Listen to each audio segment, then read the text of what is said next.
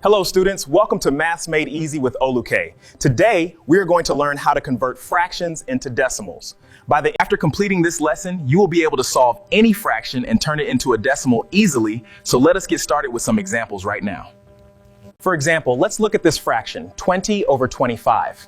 Firstly, we look at it to see if we can simplify it by finding a common divisor. If you do not know how to simplify fractions, please kindly check on our previous video on the simplification of fractions so you can follow along.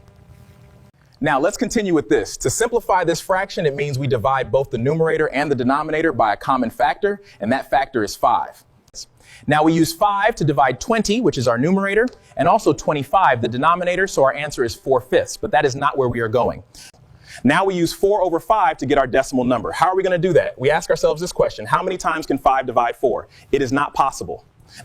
Since it is not possible, then we write 4 over 5 equals 0.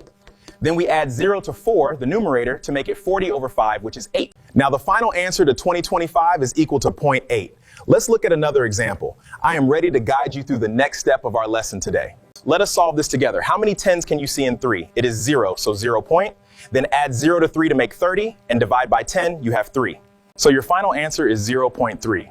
This result is correct because when you divide 3 by 10, you simply move the decimal point one place to the left. Another example is 9/27. By the time we simplify it by the common factor, which is 9, we will have 1/3. Now from 1/3, we convert to a decimal number, which is 0.3333. How? Can 3 divide 1? Not at all, so we have 0.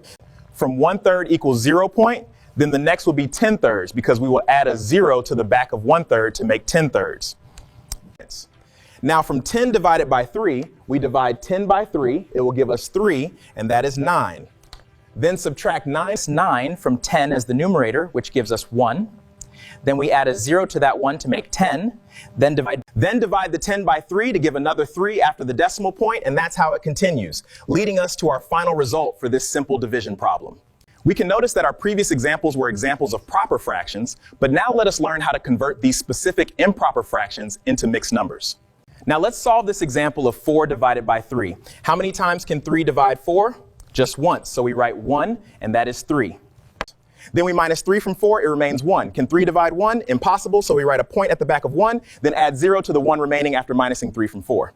So after adding 0 to the back of 1, we got after subtracting 3 from 4, and it gives us 10, so we divide 10 by 3, it gives us 3. It continues like that indefinitely. Another example we will look at is 37 divided by 15. How many times can 15 divide 37? That is twice, so we write 2 point.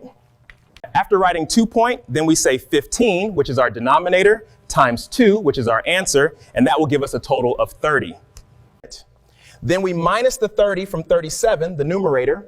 It remains 7, so can 10 divide 7? It is impossible, so since 10 can't divide 7, so we add 0 to the back of 7 to make it 70.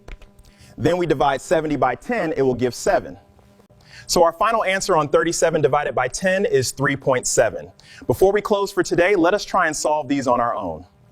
We are looking at these two fractions. First, 4 divided by 27 equals 0.1481. Next, 27 divided by 4 equals 6.75. That will be the end of today's lesson. Please kindly subscribe to my channel. God bless you and have a wonderful day. Goodbye for now. And also, tomorrow is another class on another topic in mathematics. And if there is any topic you wish we treat on time, please message me in the comment section. Bye.